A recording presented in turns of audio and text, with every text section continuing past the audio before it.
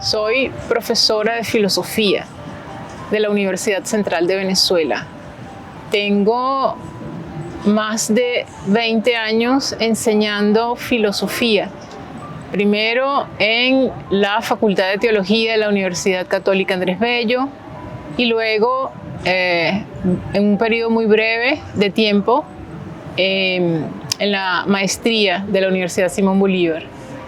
Y en este momento enseño filosofía política en la Escuela de Filosofía de la Universidad Central.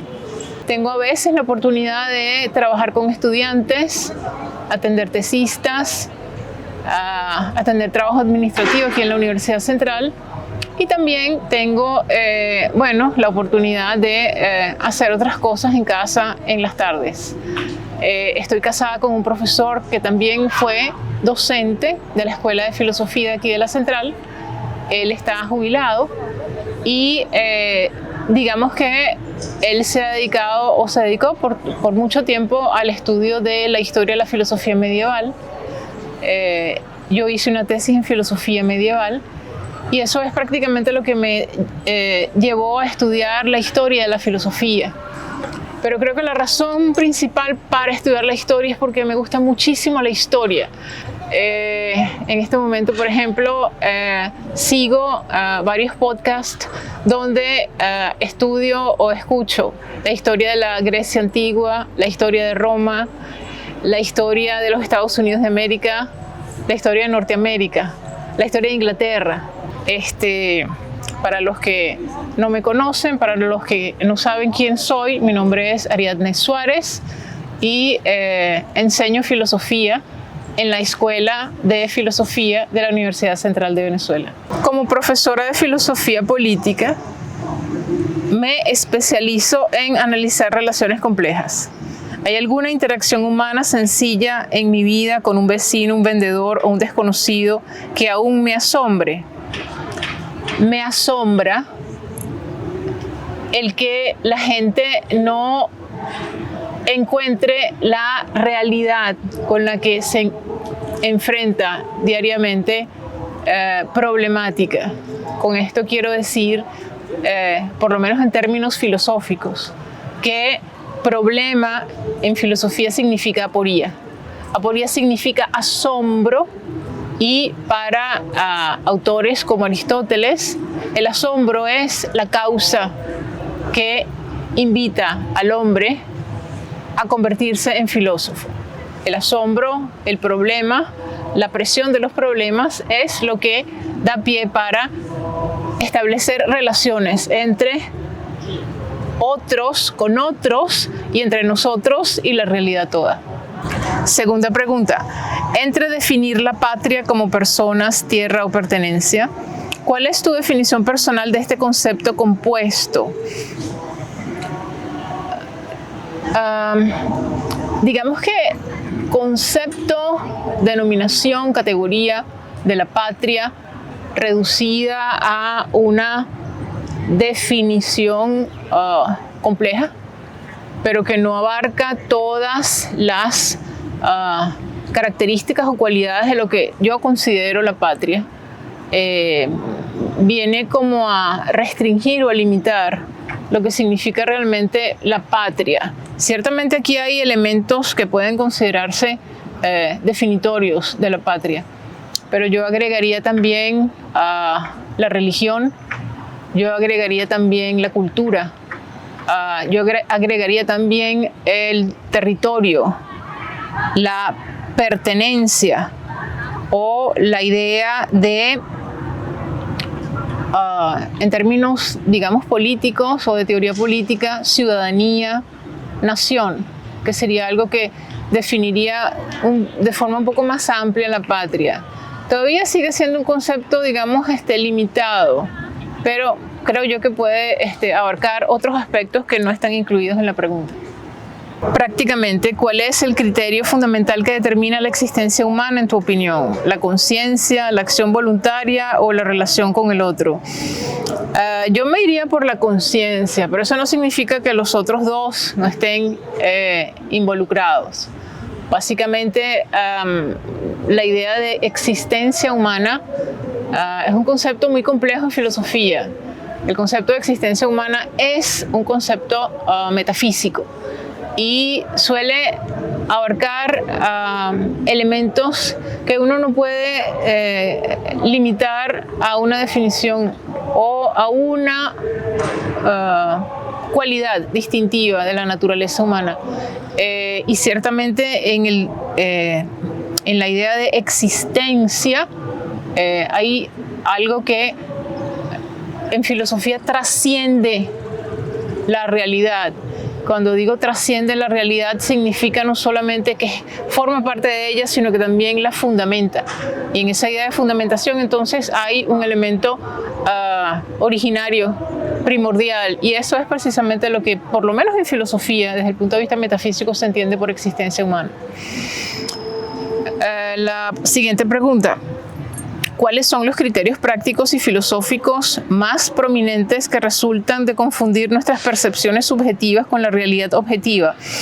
Yo no creo que haya confusión realmente entre una percepción mía y la del otro, o una percepción que desde el punto de vista objetivo no explique o no se fundamente en la realidad. Lo que yo creo que hay es, más que todo, podría llamarlo un punto de vista o una perspectiva que en filosofía o toma la forma del diálogo o toma la forma de una búsqueda de la verdad.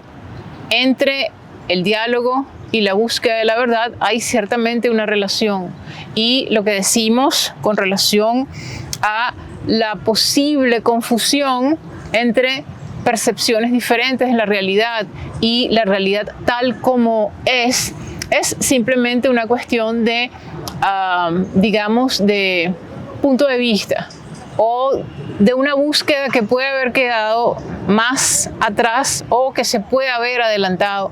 Y entonces es cuestión de corregir entre muchos, entre varios, o con ayuda del diálogo o con ayuda digamos, de la búsqueda en común que realmente hay entre esa percepción o esa serie de percepciones aisladas y la realidad como un todo.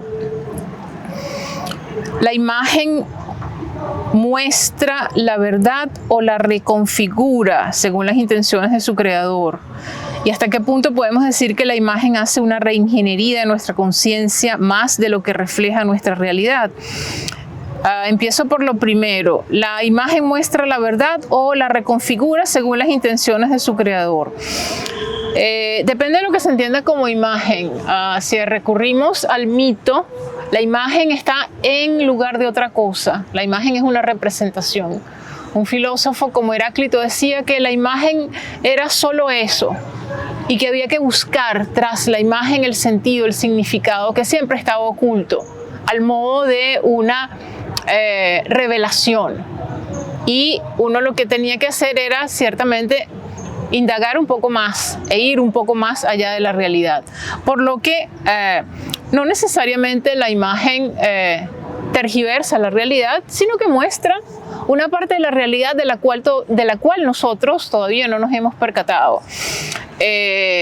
Si por creador o por creación se entiende el artista o el arte, ya aquí hay una relación más compleja, porque es evidente que el artista quiere mostrar la realidad tal como él la ve, o quiere darle a la realidad un sentido,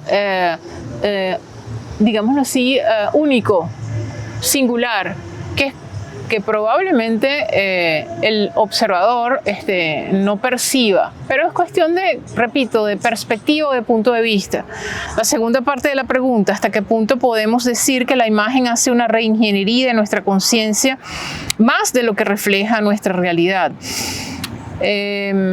Si consideramos, como dije al principio, la imagen como revelación, es evidente que la imagen no muestra nada que está en nuestra conciencia, porque como revelación está más allá de la conciencia. Si es verdad o verdadera, es decir, si tiene algún vínculo con la realidad, entonces esa idea de reinvención, redimensión o descubrimiento puede ser algo positivo, puede ser algo, digamos, novedoso, sugerente, y cara a nuestra conciencia y a nuestra realidad, podría entonces mostrar de nuevo ese momento siempre, digamos, a punto de gestar otra cosa, como aquel que está siempre, digamos, presente como un anhelo, en una revelación, en una, digamos, en una representación de la realidad como la ve el artista o como la ve una conciencia, digámoslo así, sensible, es decir, la conciencia de cualquier individuo, de cualquier ser humano. Siguiente pregunta. Fuera del ámbito de las clases y la academia, ¿qué escena cotidiana y sencilla en tu comunidad te recuerda la belleza o complejidad de la vida común? Básicamente cuando, digamos, el otro, me refiero siempre a un estudiante o a un alumno, el otro descubre a través del discurso, a través de la clase, a través de las lecciones, lo que la filosofía quiere realmente revelar o mostrar o articular. Se dice que la filosofía es búsqueda, o como dije hace un rato, la filosofía nace no de una impresión espontánea del alma, sino más bien de la realidad que se impone, de la realidad o de la verdad que emplea la fuerza para imponerse. En el momento en el que alguien, un estudiante, básicamente, que de alguna forma se siente atraído o se siente de alguna forma vinculado con la filosofía, logra percatarse de esta problemática que es pesada, es ciertamente preocupante sobre la naturaleza verdadera de las cosas, es cuando esta persona se convierte verdaderamente en un amante de la filosofía o en alguien que desea por sí mismo indagar sobre la naturaleza de la filosofía. Gracias.